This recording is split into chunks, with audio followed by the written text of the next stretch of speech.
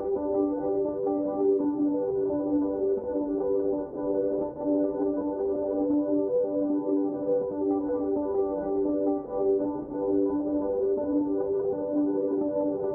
Dr. Claudia Welch, and I'm a doctor of Oriental medicine, licensed in New Mexico. Now, your book focuses on hormones specifically and women's health. Why did you choose to make that the focus of your book? Because I didn't understand them. And nobody I could find understood them.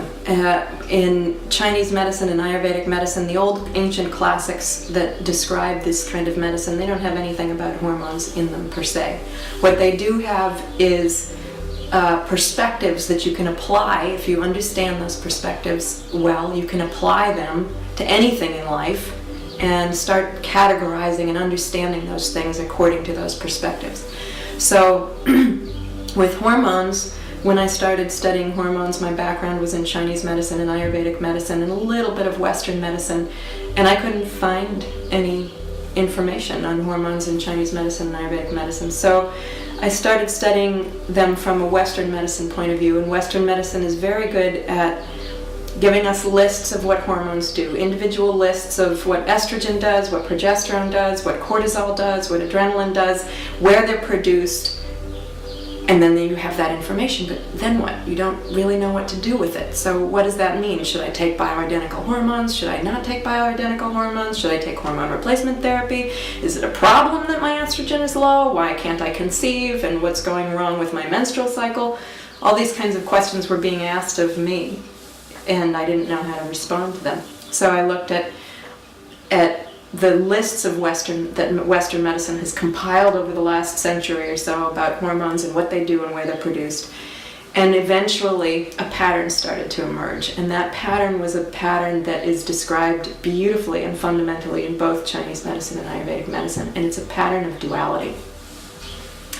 And that duality is, on the one hand, you could call them fundamentally feminine traits: cool, nourishing, grounding, heavy, wet, lunar kind of qualities, and on the other hand, solar qualities: masculine, light, motivating, stimulating, hot, dry.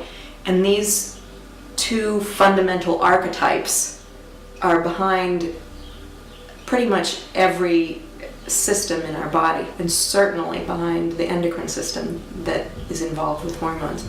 Hormones either speed us up or slow us down, lubricate us or dry us out, make us hungry, make us thirsty. They're kind of one or the other. They're on, off. They lend themselves very well to a dual perspective being applied to them.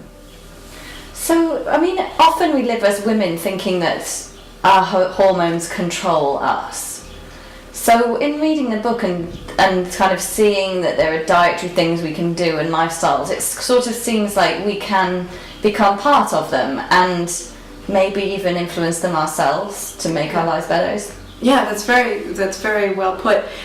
In fact, when we were trying to name this book, and the name is, as you know, Balance Your Hormones, Balance Your Life, my wonderful editor Renee came up with that, and I said, it's great, but it's kind of backwards, because that says if we balance our hormones, then our lives will balance. And what the book is saying, and what I believe, is the opposite. If we balance our life, our hormones will become balanced. So here's an example. For women's physiology, the two kinds of hormones that I look at in the book and that I think are fundamental in terms of women's physiology is women's sex hormones and women's stress hormones. And the sex hormones are those yin, nourishing, grounding, feminine hormones. They lubricate us, they nourish us. And the stress hormones stimulate us, motivate us, and get us out of the way of the bear, fight or flight hormones. And if we are living a stressful life, such that many times a day we feel stressed out, we're constantly stimulating stress hormones to be produced and secreted in the body. Those then irrigate all our systems and our organs and start to wear our systems and organs down. And is that a physical problem or is that a mental problem? do you think women are in a difficult position because the world has become very sort of male? They're in an extraordinary difficult position. I think that our entire culture is having a love affair with the male qualities. Ambition, drive, success is all of these kind of male qualities. Sharpness, dryness, thinness, lightness. And the others, dullness, slowness, wetness, we're not so sure about that. We like the drive. And women's liberation, it's an interesting term because I teach across the world, and when I ask women if they're feeling liberated, the resounding answer is no. Sometimes women are finding a certain kind of satisfaction in their jobs, but their lives feel unmanageable and stressful. Stress is an epidemic, and I believe that it's at the root of is the root cause of most of women's imbalances right now. Do you think, I mean, obviously women want some of those things, you know, independence financially, the ability to become successful, to lead companies, to be in these powerful positions. Is it possible to engage in that world in a more sort of yin or female way, do you think? I believe there is, and it's ironic because in my own life these things have gotten more fulfilling and more quote-unquote successful the more I let go of them, the more I let go of them as a desire.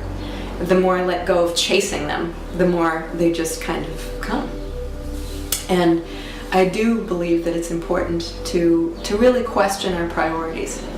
That fundamentally, whether our hormones are balanced or not, often comes from this kind of moral, spiritual question.